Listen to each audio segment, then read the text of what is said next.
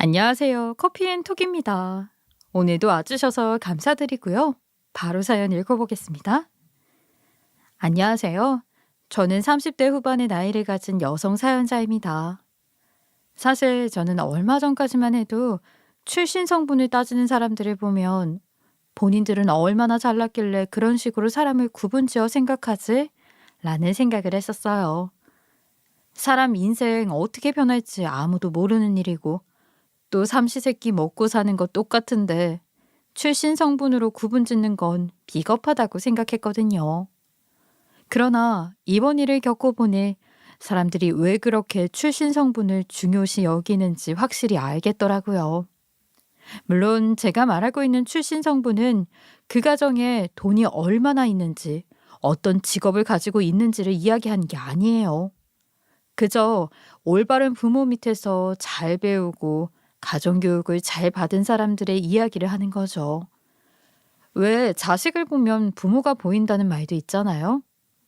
어떤 부모에게 어떤 식으로 교육을 받고 자랐는지에 따라 사람 인생이 확 달라질 수 있다는 게 참 무섭기도 하고 안타깝게 느껴지네요. 저는 현재 블로그 마케팅 작가로 활동하고 있어요. 쉽게 말해 블로그를 운영하면서 업체들에게 홍보를 의뢰받아 글을 작성해주는 일을 하고 있는 거죠. 다행히 블로그 방문자 수도 많고 해서 여러 업체들 홍보를 동시에 맡아 진행하게 되었고, 덕분에 일반 회사 월급의 한 3배 이상 벌 정도로 수익이 꽤 괜찮은 편이에요. 그리고 제 남편은 커피를 너무 좋아하는 편이라 카페를 차려 운영하고 있죠. 저희 두 사람은 남편이 아르바이트 하던 카페에서 처음 만나게 되었어요. 저는 프리랜서로 집에서만 일을 하다 보니 답답함에 종종 집과 가까운 카페에 가서 블로그 홍보글을 쓰곤 했거든요. 그런데 그곳에서 남편이 먼저 저에게 말을 걸어왔고 몇 달 정도 친구로 지내다가 자연스럽게 연인이 되어 만난 지 1년 만에 결혼을 하게 되었죠. 지금은 아무렇지 않게 이야기를 하고 있지만 사실 저와 남편은 연애를 하고 결혼을 결심하기까지 정말 쉽지 않았어요. 현서야, 나 너 진심으로 좋아해. 그러니까 내 고백 받아주면 안 될까? 미안해, 진우야. 나는 네 고백 못 받아. 나 신장병 가지고 있는 거 너도 잘 알고 있잖아. 그게 무슨 상관인데. 난 네가 신장병을 가지고 있어도 괜찮아. 우리 같이 이겨내면 되잖아. 내가 너 보호자 할게. 사실 저는 신장이 좋지 않은 상황이었어요. 유전적 요인으로 다낭성 신장 질환을 가지고 있었고 매주 투석 치료를 받고 있었거든요. 만약 투석을 받아서 병이 완치가 될 수 있다면 저도 남편과의 사이를 긍정적으로 생각해 봤을 거예요. 하지만 투석을 받는 것만으로는 병 완치가 불가능했죠. 게다가 병이 악화가 된다면 신장 이식까지 필요한 상황이었어요. 혹시 모를 일에 대비해 부모님은 미리 신장 이식 적합도 검사를 받아보았지만 모두 불가 판정을 받았고요. 그렇기 때문에 병이 악화가 되고 하루빨리 신장 이식을 받지 못한다면 저는 세상을 떠날 수도 있는 상황이었죠. 그래서 남편을 받아줄 수 없었고 친구 이상으로 두고 있지 않으려고 했어요. 그러나 남편은 제 상황을 듣고 나서도 본인 일인 듯 눈물을 흘려주었고 끈질기게 저를 설득하려고 했죠. 현서야, 나는 네가 아프다고 해도 괜찮아. 우리 같이 이겨내보자. 사랑의 힘이 이 세상 무엇보다 강하다고 하잖아. 진우야, 네 마음은 알겠는데 나는 그렇게 못해. 내 병은 감기처럼 그냥 지나가는 게 아니야. 유전적 요인이라 평생 투석을 받으며 살아야 할 수도 있고 하루아침에 병이 악화가 되어서 신장 이식을 받아야 할 수도 있어.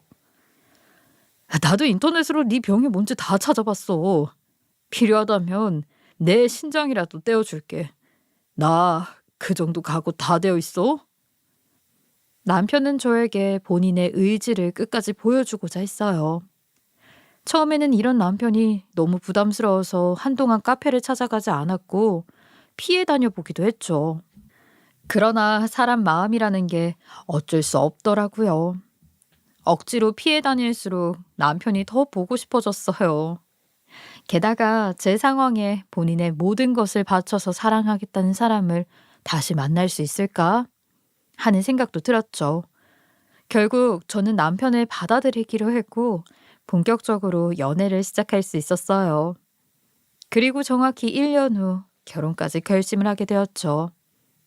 제 남편은 세상 누구보다 착하고 성실한 사람이었어요. 항상 친정 부모님부터 지인들까지 주변 사람들은 본인보다 더 아끼고 잘 챙기는 편이었죠. 그래서 주변 사람들의 칭찬이 자자했어요. 물론 저에게도 결혼 전 약속했던 것처럼 누구보다 잘해줬죠. 세심한 편이라서 그런지 저보다 기념일을 더 잘 챙기는 편이었고 제 병에 좋다는 음식들은 직접 구해서 가져다 주기도 했어요.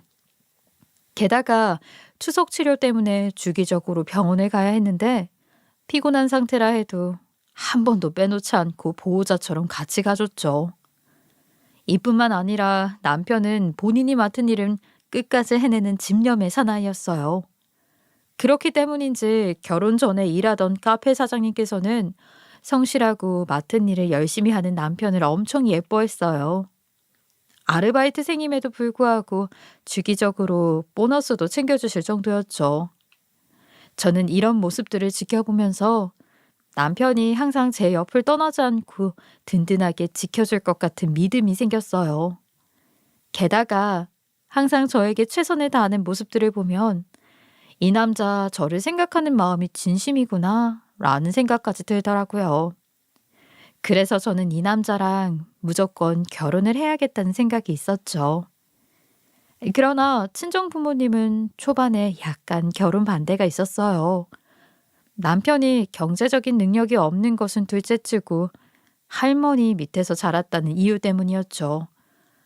물론 할머니 밑에서 자란 게 결혼 반대의 이유가 될 수는 없었기에 처음에는 무조건 반대만 외치는 부모님이 전혀 이해가 되질 않더라고요. 자네 할머니 밑에서 자랐다고? 부모님은 뭐 하시고 조부모님 밑에서 자란 건가? 아유, 그게 사실은 아버지께서 못된 짓을 일삼으셨어요. 그래서 엄마는 제가 5살 때 집을 나가버리셨고 아버지는 제가 6살이 되던 해 할머니께 데려다주고 찾아오지 않으셨습니다. 그럼 그 이후로는 계속 할머니 밑에서 자란 건가? 할머니는 제가 중학교 3학년 때 돌아가셔서 성인이 될 때까지는 시설에서 자랐습니다. 친정 부모님은 남편의 이야기를 듣고 나서 생각이 참 많아 보였어요.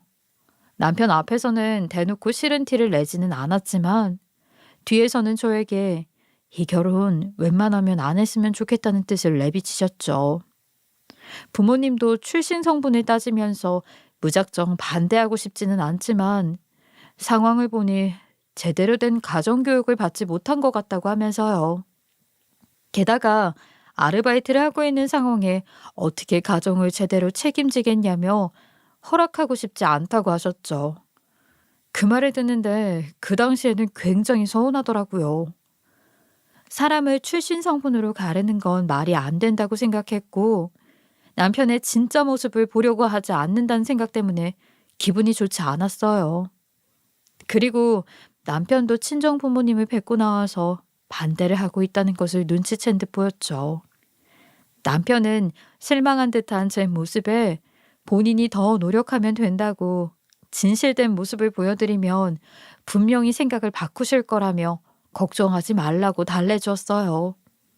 그리고 남편은 그날 이후로 일주일에 한 번씩은 꼭 친정 부모님을 찾아뵙고 인사를 드렸으며 누구보다 성실한 모습을 보여드리려고 했죠. 그러자 친정 부모님께서는 초반에는 조금 부담스러워 하시더니 생각이 조금씩 바뀌시는 듯 보였어요. 사실 남편은 할머니 손에 자랐어도 사랑을 많이 받았기에 나눠줄 줄도 알았고 예의가 바른 편이라서 어른들에게 예쁨을 많이 받았죠. 몇 달 동안 친정 부모님께서는 그 모습을 지켜보셨고 결국에는 자식 이기는 부모 없다면서 남편을 믿고 허락해 주셨어요. 그렇게 저희 두 사람은 결혼을 하게 되어 같이 살게 되었습니다. 그런데 결혼 1년 차가 넘어갈 때쯤 남편은 은근히 카페를 직접 운영해 보고 싶다는 마음을 내비쳤어요. 어느 날 저는 일을 마친 후 방에 들어갔는데 남편이 인터넷으로 건물 매물들을 보고 있는 거예요. 당신 지금 뭐 해? 뜬금없이 건물 매물들은 왜 보고 있어? 나 언제까지 아르바이트만 하면서 살 수는 없을 것 같아서. 갑자기 그게 무슨 소리야?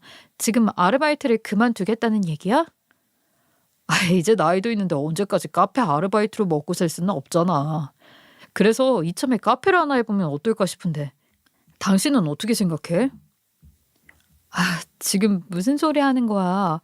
아예 당신 이름 내걸고 카페를 하겠다는 얘기야?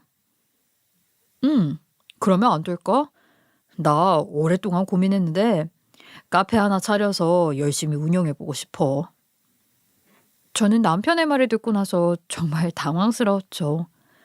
그리고 카페를 오픈하겠다는 게 그리 내키지 않았던 것 같아요. 요즘 카페들이 여기저기 넘쳐나는 세상인데다가 목이 좋지 않고 시그니처 메뉴가 없다면 금방 망하기도 하잖아요. 무엇보다 지금 같은 시국에 함부로 일을 벌렸다가는 큰일이 날 수 있겠다 싶었죠. 그래서 처음에는 친정 부모님도 그렇고 저도 반대를 많이 했어요. 아무리 동네 장사라고 하더라도 사업이라는 게 쉽지 않다면서 혹시 망하기라도 하면 둘 다 같이 주저하는 거라고 했죠. 그러면서 카페를 하더라도 나이 먹어서 돈을 모을 만큼 모았을 때 하라고 했어요. 그때 해도 늦지 않다면서요. 그러나 남편은 이미 카페를 하기로 마음을 먹은 것인지 어떻게든 저와 부모님을 설득하고자 했어요. 카페 차리는 걸 왜 반대하시는 건지 저도 잘 압니다. 하지만 카페 운영하는 게 제 평생 소원이었어요. 누구보다 열심히 할 테니까 한 번만 믿어주시면 안 될까요? 이서방, 자네가 카페를 좋아한다는 건 나도 모르는 건 아니네. 하지만 요즘 시국이 카페를 여는 건 위험한 도전이야. 게다가 요즘 여기저기 널린 게 카페인데 특별한 게 없으면 성공하기 어렵지 않나? 그래, 이서방. 자네도 이제 한 가정의 가장인데 미래를 우선으로 생각해야지. 카페는 하더라도 시간 지난 후에 했으면 좋겠어. 장인어른 장모님, 제가 망하지 않게 죽어라 노력하겠습니다. 메뉴 개발도 소홀히 하지 않을게요. 그러니까 카페 열 수 있게 허락만 해주세요. 남편의 애절한 눈빛에 부모님은 약간 마음이 흔들리는 듯 보였어요. 저 또한 남편이 진심으로 카페 오픈을 원하고 있구나 하는 것을 느꼈죠. 그러나 쉽게 결정할 일은 아니라고 생각했어요. 그래서 약 한 달 정도 진지하게 생각했고 고민 끝에 남편을 도와주기로 결정했죠. 부모님께도 상의를 했는데 이런 시기에 카페 창업을 약간 걱정하시는 듯 했지만 부부 1인이 알아서 결정하라고 하시더라고요. 사실 저도 남편이 사장 노릇을 하고 싶어서 카페를 운영하려고 했다면 끝까지 반대했을 거예요. 그러나 남편은 정말로 커피를 사랑하고 사람 만나는 것을 좋아했어요. 결혼 전에도 계속 카페 아르바이트만 해왔고 열정적으로 일을 하면서 손님들에게 누구보다 진심으로 대하는 모습이 있었죠.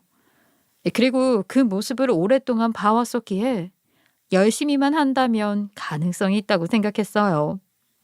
그래서 저는 큰 마음 먹고 남편을 도와주기로 한 것이었죠. 남편은 저와 친정 부모님의 허락에 뛸 듯이 좋아하더라고요. 그리고 걱정시키는 일은 절대 안 만들겠다며 약속을 했어요. 그렇게 남편은 제가 받은 블로그 홍보비에 본인이 아르바이트를 하면서 모아놓은 돈 조금 보태서 적당한 자리에 카페를 오픈하게 되었죠.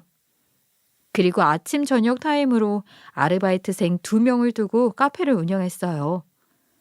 사실 처음에는 망하기라도 할까봐 불안하기도 하고 걱정이 이만저만이 아니었죠. 그런데 막상 오픈하고 보니까 주변에 오가는 손님들이 많아서 그런지 출퇴근 시간으로 수익이 꽤 되는 편이었어요. 게다가 남편이 열심히 시그니처 메뉴를 개발하려는 노력을 많이 했고, 오랜 시간 동안 카페 아르바이트를 하면서 익힌 노하우가 있기 때문인지 좋은 입소문이 나기 시작했죠. 그러면서 자연스럽게 단골 손님들이 꽤 많이 늘어나게 되었어요. 이제 와서 하는 말이지만 친정 부모님께서는 요즘 장사하기가 좋은 상황은 아니다 보니 주변 사람들이라도 초대해서 매출을 늘려줘야 하나라는 고민까지 하셨대요. 그러나 예상외로 남편이 오픈한 카페의 장사가 잘 되니까 너무 좋아하셨죠. 괜히 반대를 했다면서 남편이 끝까지 설득 안 했으면 어쩔 뻔했냐는 말씀까지 하셨어요. 저 또한 아르바이트를 할 때보다 훨씬 좋은 상황으로 흘러가고 있어서 너무 행복했죠. 게다가 저에게도 나쁜 것은 하나 없었어요. 남편이 카페에서 아르바이트를 할 때는 사장님이 아무리 이해를 해주셔도 계속 앉아있는 게 눈치가 보였거든요. 그래서 일주일에 한 번 정도만 슬며시 가서 한 2시간 정도 앉아있다가 나오는 경우가 많았어요. 그런데 남편이 카페 오픈을 하고 나서는 뭐라고 할 사람이 아무도 없으니까 부담 없이 찾아가서 일을 할 수 있으니 너무 좋았죠. 그래서 저는 매일 남편이 운영하는 카페에 찾아가 타주는 커피를 마시면서 블로그 업로드 작업을 했어요. 그리고 한창 바쁠 시간에는 저도 카페 일을 조금씩 도와주려고 했었죠. 물론 남편은 몸이 안 좋은 제가 나서서 일을 하니까 걱정이 되었는지 자꾸 말리더라고요. 아이, 카페 일은 내가 알아서 한다니까. 당신은 앉아서 블로그 홍보 일해. 아이, 손님이 이렇게 많은데 내가 마음 편히 앉아서 어떻게 일을 해. 매일 와서 커피 얻어먹는데 나도 잡일은 더 해야지. 당신 몸도 안 좋은데 무슨 카페 일을 돕겠다고 그래. 아이, 그리고 엄연히 말하면 여기 당신 카페거든요. 그러니까 여기 일은 신경 쓰지 말고 얼른 가서 블로그 일이나 하세요. 당신 말대로 내 카페니까 나도 일해야지. 잡일 정도만 할 테니까 너무 말리지 마. 저는 어떻게 해서든지 카페 일을 돕고 싶었어요. 그래서 억지로 잡일 정도는 제가 맡아서 하려고 했죠. 그러나 남편은 제가 일을 하는 게 싫은 것인지 항상 제 일하라면서 등을 떠밀더라고요. 그런데 저는 그게 싫지는 않았던 것 같아요. 어찌되었건 남편은 제가 걱정이 되어 말린 거니까요.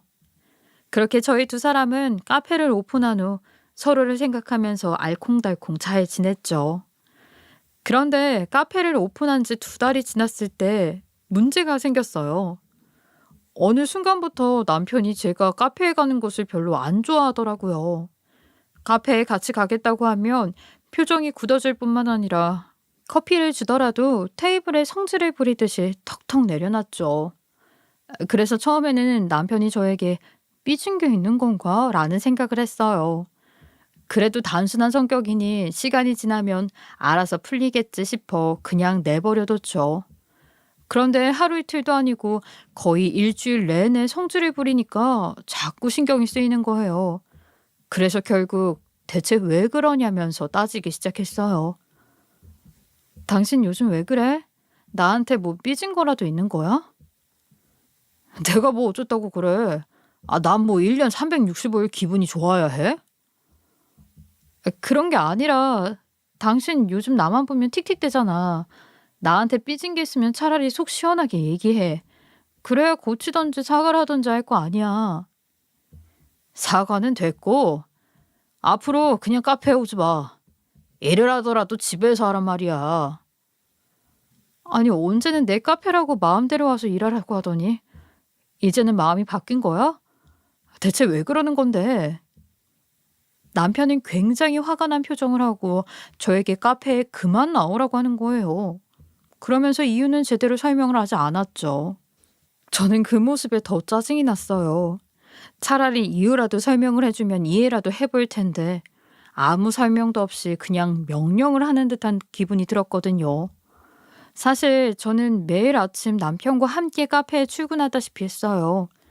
그런데 그날은 말다툼을 하고 나서 남편이 화가 잔뜩 나는지 그냥 쌩하니 혼자 나가버리더라고요. 그 모습을 보면서 대화로 해결할 의지가 없구나 하는 생각이 들었고 저도 화가 많이 났죠. 그래서 그날 저도 카페에 나가지 않고 집에 혼자 남아 블로그 홍보글 작업을 했어요. 그런데 하루 종일 생각해봐도 도저히 남편을 이해할 수가 없는 거예요. 제대로 터놓고 이야기를 하지 않으면 정말 큰 싸움으로 번질 것 같았어요. 그래서 저는 점심때쯤 남편이 좋아하는 유부초밥을 만들어서 카페로 가지고 가게 되었어요. 이렇게라도 해서 제대로 대화를 해봐야 할 것 같았거든요. 그런데 남편은 제가 카페에 들어가자마자 표정이 완전 굳은 거예요. 누가 보면 제가 못 갈 곳에 간 것 마냥 짜증난 표정을 짓는데 저도 순간 화가 치밀어 오르더군요.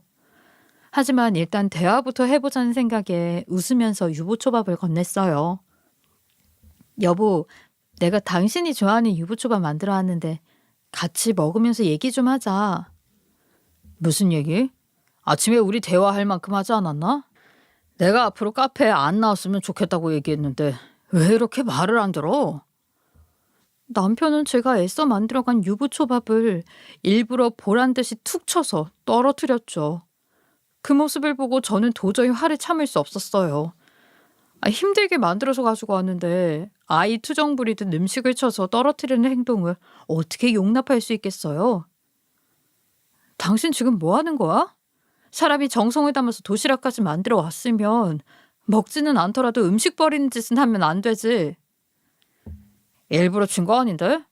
사람이 살다 보면 실수 좀 할 수 있지 뭘 그래. 뭐라고? 당신 일부러 떨어뜨린 거잖아.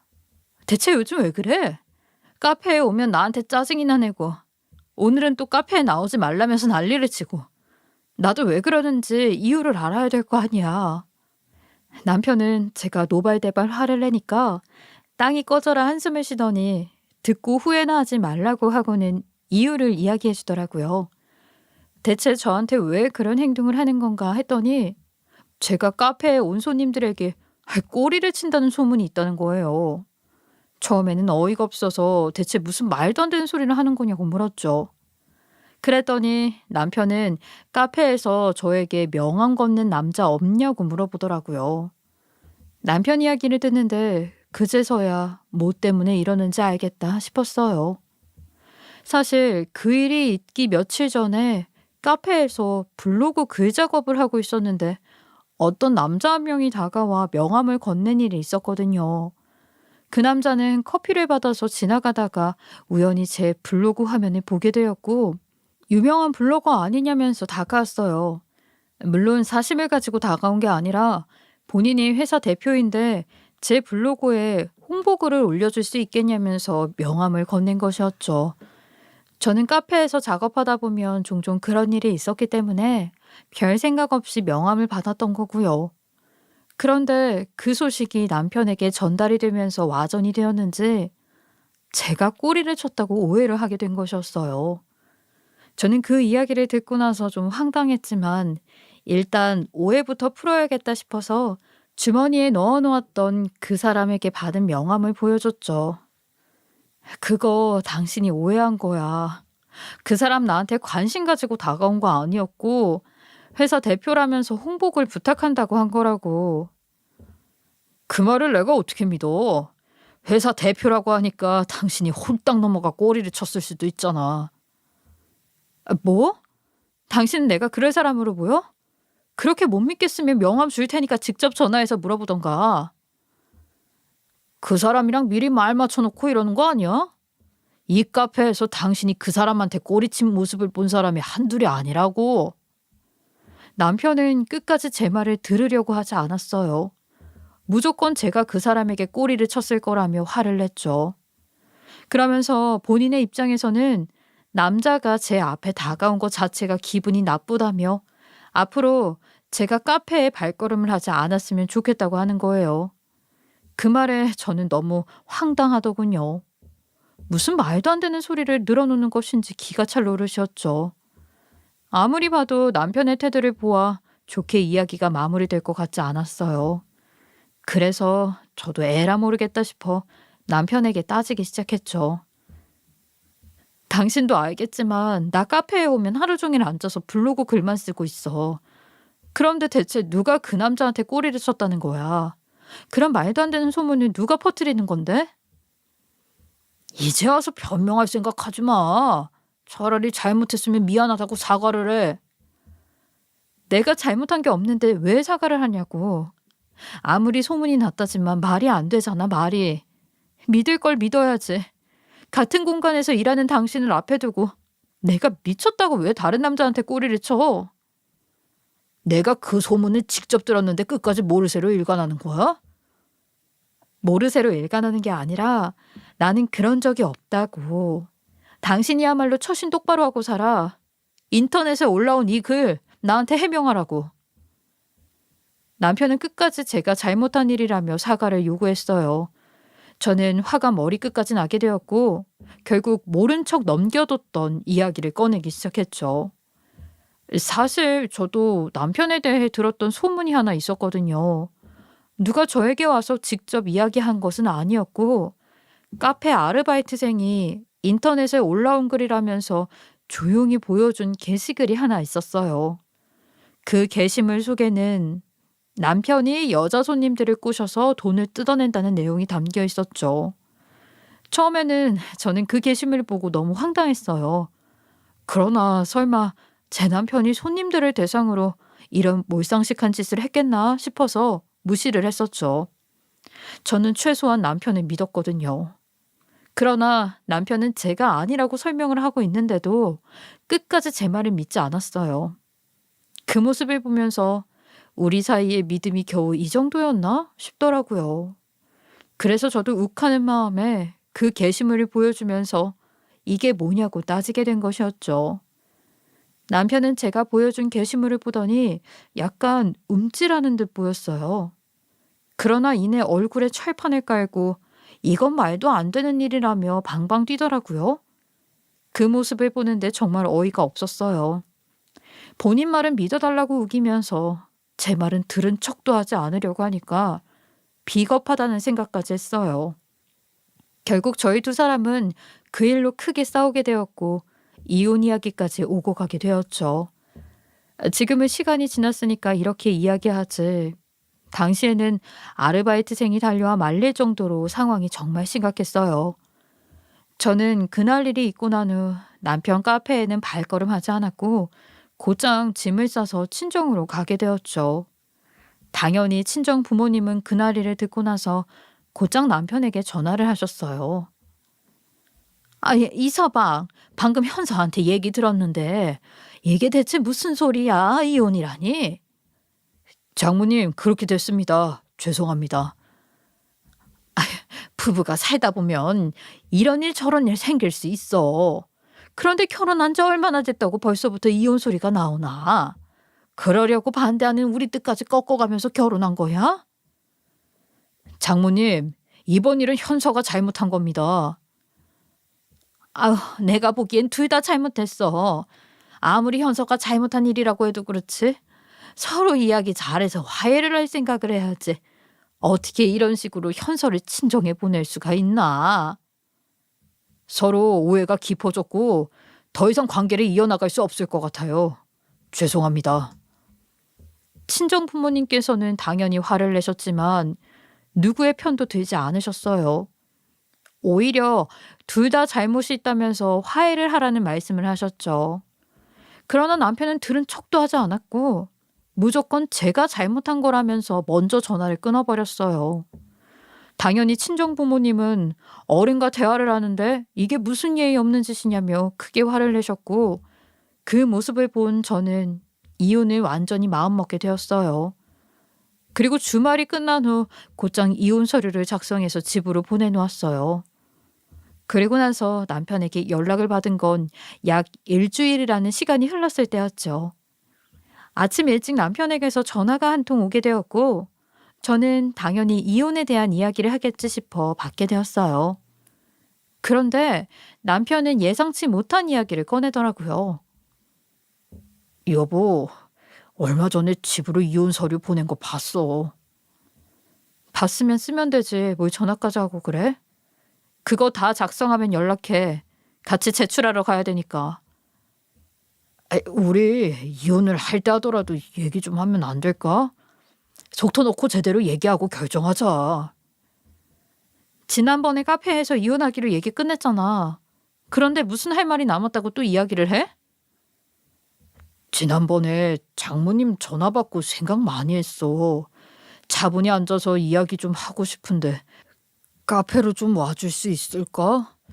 지난번에는 둘 다 화가 나서 서로 싸우기만 했지 제대로 얘기는 못했잖아. 남편은 저에게 카페로 꼭 좀 와달라는 말을 한 후 전화를 끊었죠. 아무래도 이야기하는 것을 들어보니 이혼에 대한 생각이 바뀐 듯 보였어요. 그러나 저는 어차피 이혼하기로 마음을 먹은 상태이고 금방 도장을 찍게 될 텐데 굳이 왜 가야 하나 라는 생각을 했었죠. 그러나 다시 한번 고민을 해보니 시작을 하는 것만큼 어떻게 끝맺음을 하는 건지도 중요하겠더라고요. 그래서 한 번은 서로 얼굴을 마주보고 차분하게 이야기를 해봐야겠다 싶어서 고민 끝에 남편이 운영하는 카페로 찾아가게 되었어요. 한가한 시간에 맞춰서 갔더니 남편과 아르바이트생 그리고 손님 한두 명만 카페에 있던 상황이었죠. 남편은 제가 카페로 들어가니까 이전과는 다른 온화한 표정을 짓곤 급하게 뛰어나와 버선발로 저를 맞이했어요. 그리고는 평소처럼 저에게 커피를 타주겠다며 조리하는 곳으로 들어갔죠. 여보, 내가 얼마 전에 음료 하나를 개발했는데 손님들이 이걸 꽤 좋아해. 커피도 조금 들어갔고 곡물 음료도 들어가서 색깔이 조금 그렇기는 한데 모양만 이렇지 맛은 좋아. 고소해서 당신도 분명히 마음에 들 거야. 그래. 잘 마실게. 당신 나한테 할 얘기 있다고 해서 일부러 손님들 많지 않은 시간에 왔어. 그러니까 할 말 있으면 빨리 해. 사실 남편이 평소에도 개발한 음료가 있으면 항상 저에게 먼저 맛을 보여주는 편이었기에 그날도 저는 별 생각 없이 받아들었어요. 그리고 남편은 저에게 음료를 건네준 후 제 앞에 앉으려고 했죠. 그런데 하필이면 그때 카페에 물건들이 들어오기 시작했어요. 물건들이 오면 남편이 커피콩 상태도 확인해야 하고 물건의 개수를 하나하나 체크해 본 후 사인을 해줘야 하기 때문에 얼른 나가봐야 하는 상황이었죠. 저는 빨리 이야기를 끝낸 후 돌아가고 싶었으나 카페 일이 어떻게 돌아가는 것인지 잘 알고 있었기에 남편에게 커피 마시면서 기다리고 있을 테니 다녀오라고 했어요. 그랬더니 제 눈치를 살피고 있던 남편은 고맙다고 하면서 헐레벌떡 밖으로 나갔죠. 그렇게 저는 휴대폰을 보면서 새로 개발했다는 커피 맛을 보려고 컵을 들었어요. 그런데 남편이 밖으로 나가는 모습을 보고 있던 아르바이트생은 조심스레 저에게 다가왔고 제 손에 들려있던 커피잔을 빼앗다시피 가져가는 겁니다. 전 순간 이게 무슨 일인가 싶어 짜증이 난 상태로 아르바이트생 얼굴을 쳐다봤어요. 그런데 아르바이트생은 저에게 컵을 빼앗아 들고 얼굴이 엄청 창백해져서는 안절부절 못하는 거예요.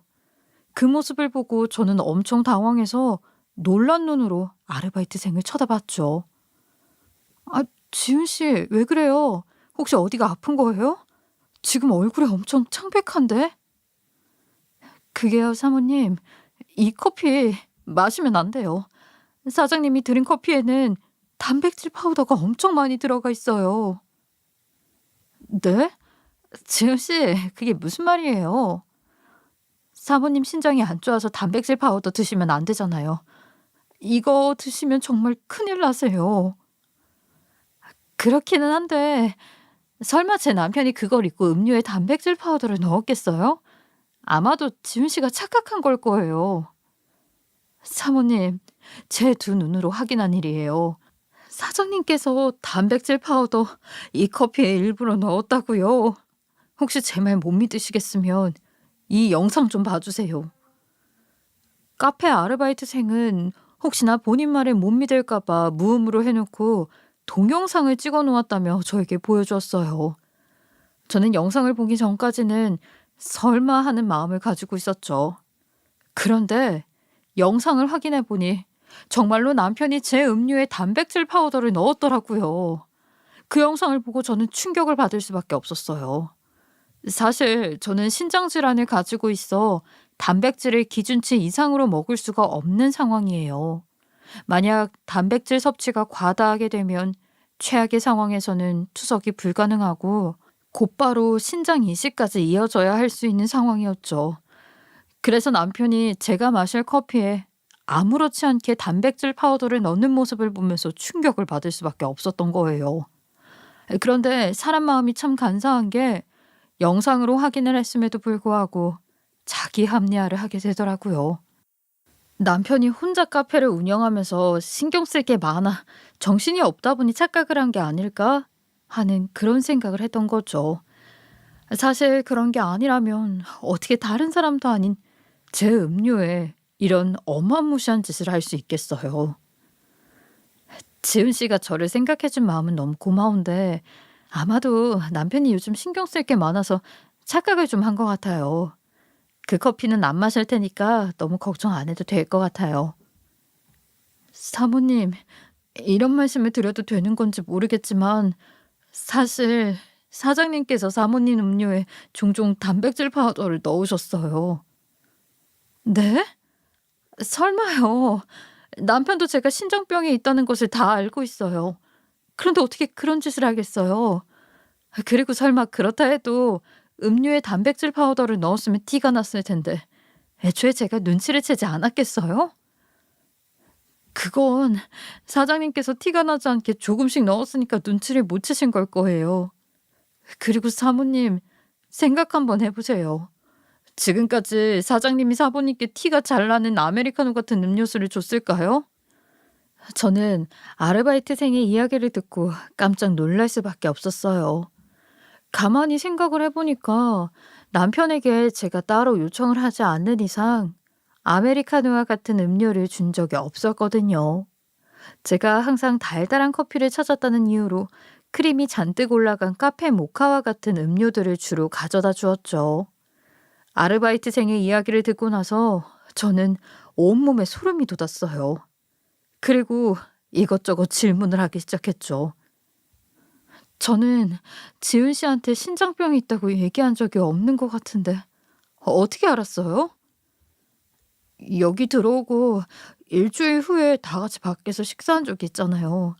그때 사장님께서 사모님이 신장병을 앓고 있다고 단백질 많이 들어간 음식은 안 된다고 하셔서 알게 되었어요.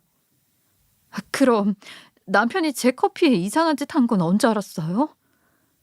그것도 그때쯤이요. 미리 말씀을 드렸어야 하는데 그럴 틈이 없었어요. 아르바이트생은 아무리 봐도 남편의 행동이 수상하게 느껴졌다고 했어요. 본인 언니가 예전에 대학병원에서 신장 투석을 담당하는 간호사로 근무를 했었고, 가족 중에도 신장 질환을 가지고 있는 분이 있어서 단백질 파우더를 먹으면 안 된다는 것을 알고 있었다고 했죠. 그런데 남편이 아무렇지 않게 제 커피에 그런 짓을 하니까 걱정되는 마음에 주의 깊게 살펴봤다고 하더라고요. 그리고 남편이 몰래 정상적인 커피를 만들어 놨다가 기회가 되면 바꿔치기 한 적도 있다고 했었어요. 물론 남편이 어떤 커피를 만들지 모르니까 그게 변수였다고 했죠. 그래서 티가 날까 봐 매번 바꿔치기는 하지 못했지만 나름대로 최선을 다해서 단백질 섭취를 막으려고 했다더라고요.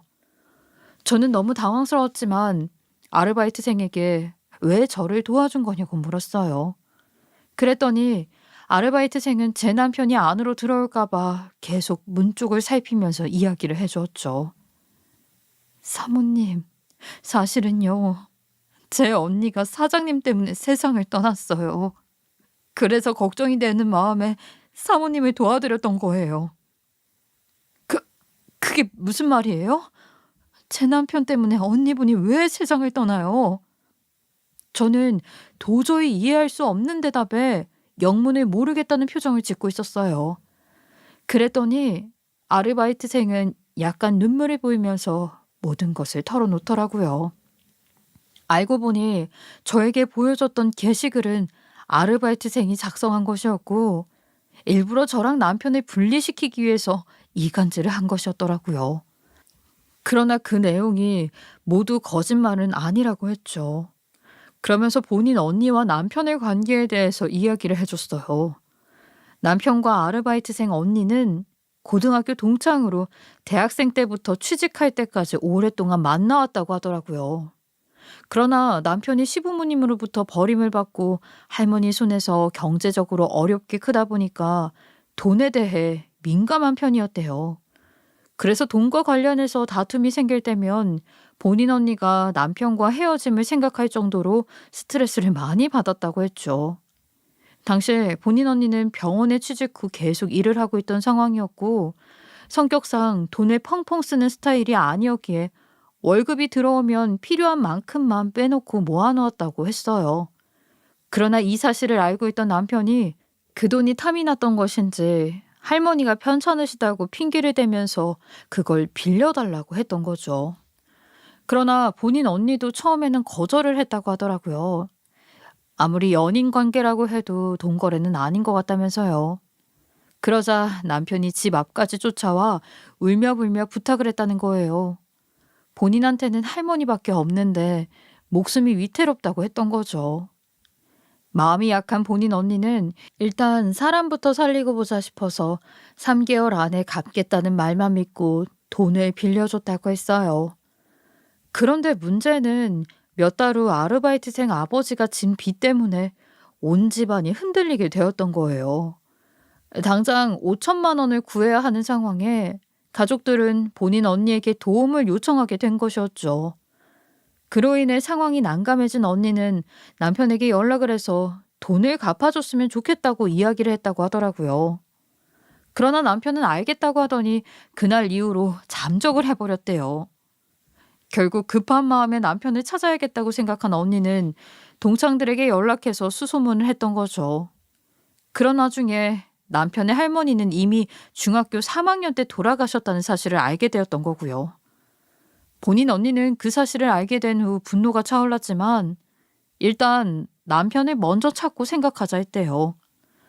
그러나 남편을 찾지 못한 채로 본인 집은 순식간에 와르르 무너지게 되었고 본인 언니는 가족을 거리로 내몰게 되었다는 죄책감 때문에 스스로 생을 저버렸던 것이었죠. 본인 언니가 세상을 떠났을 때 보게 된 휴대폰에는 유서가 작성되어 있었고 이 일이 어떻게 된 건지 상세하게 적혀 있었다고 했어요. 그걸 보게 된 아르바이트생은 언니가 세상을 떠나게 된 게 다 남편 탓이라고 생각했고 복수를 하겠다는 마음을 품었다고 해요. 그렇게 아르바이트생은 남편 뒤를 캐면서 기회를 보고 있었고 우연히 카페를 오픈한다는 소식을 듣게 된 후 직원으로 지원을 했던 거예요. 저는 이 모든 이야기를 듣게 되고 크게 놀랄 수밖에 없었어요. 그게 다 사실이에요? 어떻게 그런 일이? 네, 사모님. 그런데 더 황당한 건 따로 있어요. 아니, 지금 제가 들은 이야기보다 더 황당한 일이 있다고요? 네, 사실은 사장님이 제가 게시글에 작성한 것처럼 돈 많은 여자 손님들만 보면 뒤에서 따로 만나왔거든요. 아르바이트생은 사정이 생겨서 며칠 동안 야간 아르바이트생과 시간을 바꾸었던 적이 있다고 하더라고요. 그런데 그때 남편이 매일같이 일찍 마감을 하자고 하더니 돈이 많아 보이는 여자와 함께 나갔다고 했죠. 아르바이트생의 입장에서는 여자가 매일같이 찾아오는 것도 수상했는데 더 충격적인 일이 있었다고 했어요. 우연히 화장실에 가려다가 남편이 통화하는 내용을 듣게 되었는데 두 귀를 의심할 정도로 무서운 말들을 내뱉었다는 거예요. 무슨 이야기를 어떻게 했나 들어보니까 커피에 단백질을 계속 타서 먹이다 보면 저의 신장이 망가져 이식을 받아야 할 테고 혈액형이 달라 본인의 신장이 맞을 리가 없으니 세상을 떠나게 될 거라는 것이었죠. 어떻게 되면 제 재산은 모두 본인 것이 된다면서요. 그 이야기를 듣고 너무 충격적이었어요. 아마도 남편은 신장 이식을 할 때 혈액형이 달라도 상관없다는 것을 전혀 모르는 듯 했어요. 아르바이트생은 계속해서 문 밖을 살피더니 남편이 들어오려고 하는 것인지 다급하게 몰래 통화 녹음을 해놓은 것도 있다면서 영상과 함께 보내주겠다고 한 후 조리하는 곳으로 들어가 버렸죠. 그리고는 제 휴대폰으로 영상과 통화 녹음본을 바로 보내주었어요. 그리고 함께 온 문자를 보니 이대로 두면 제가 큰일 날 것 같아서 본인이 할 수 있는 만큼 최선을 다해 막고 싶었다고 했죠. 그러면서 언니는 세상을 떠나 고소를 할 수 없지만 저는 할 수 있다면서 남편이 죗값을 받을 수 있게 꼭 고소를 해달라고 하더군요. 저는 너무 혼란스러웠지만 아르바이트생에게 받은 자료들로 고소를 해야겠다 마음을 먹게 되었어요. 그러나 친족 상도례를 피해 죗값을 받게 하려면 우선 이혼부터 해야 했죠. 그래서 저는 화가 났지만 최대한 티를 내지 않고 남편과 이혼하는 방법으로 이야기를 했어요. 그러나 남편은 제 재산을 노리고 있었기 때문인지 이혼은 죽어도 하기 싫다는 식으로 나오는 거예요. 결국 저는 안 되겠다 싶어서 동네 변호사를 찾아가 상담을 하게 되었고 이혼 소송을 걸기로 했어요. 그리고 이혼과 동시에 증거물들을 활용해 고소까지 하게 되었죠.